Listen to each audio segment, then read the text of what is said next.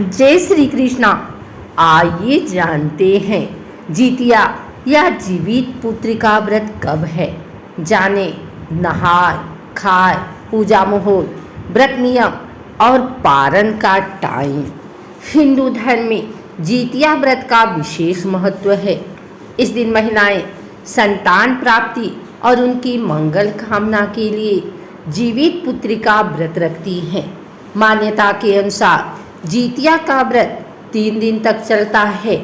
जितिया व्रत की शुरुआत सप्तमी तिथि से होती है और इसका समापन पारण के साथ नवमी तिथि के दिन किया जाता है।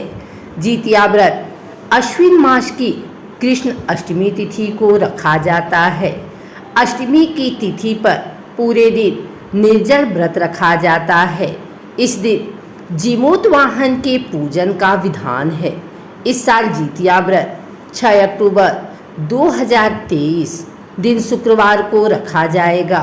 इस दिन महिलाएं अपने पुत्रों के लिए 24 घंटे का निर्जला व्रत रखती हैं।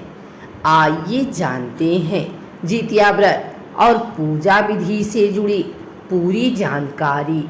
पंचांग के अनुसार अश्विन माह के कृष्ण पक्ष की अष्टमी तिथि 6 अक्टूबर को प्रातःकाल 6:34 से शुरू होकर अगले दिन यानी 7 अक्टूबर को सुबह 8:08 पर समाप्त होगी।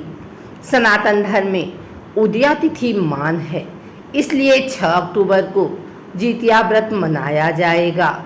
जितिया व्रत का पारण 7 अक्टूबर 2023 को सुबह 8:10 के बाद किया जा सकेगा। बिल्कुल छठ की तरह ही जितिया में नहाय खाए होता है। इस दिन महिलाएं सुबह सुबह उठकर गंगा स्नान करती हैं और पूजा करती हैं।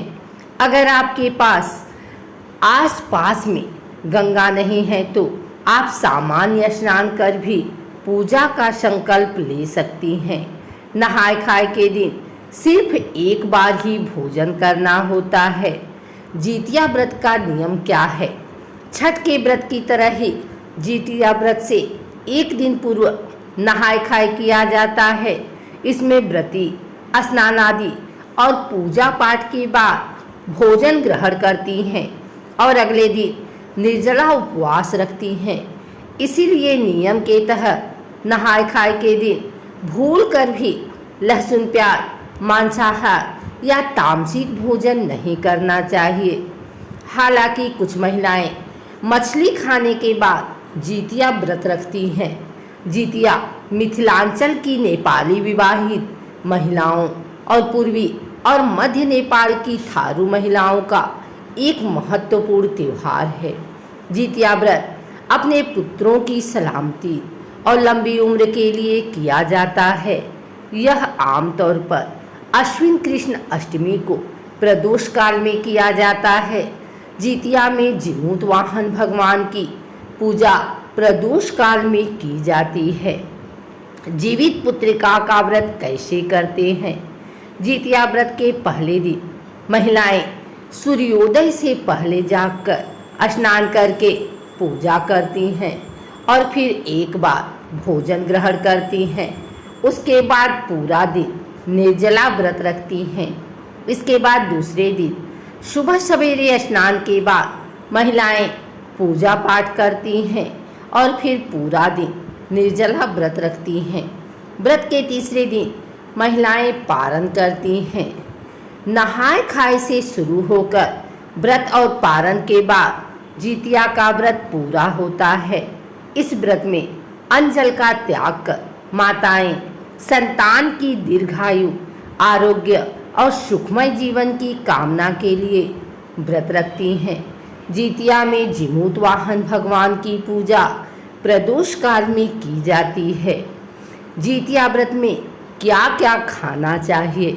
इस अवसर पर महुआ की लिट्टी, गेहूं के आटे का दूध, पिट्ठी, देसी मटर, करी, झिंगली, तोरी की सब्जी, अरबी की सब्जी, नोनी साग, पोई साग के पकौड़े, काशी फल की सब्जी, खीरे का रायता और न जाने कितने व्यंजन खाए और खिलाए जाते हैं। जितिया व्रत में क्या क्या लगता है? जितिया व्रत के तीसरे दिन महिलाएं पारण करती हैं।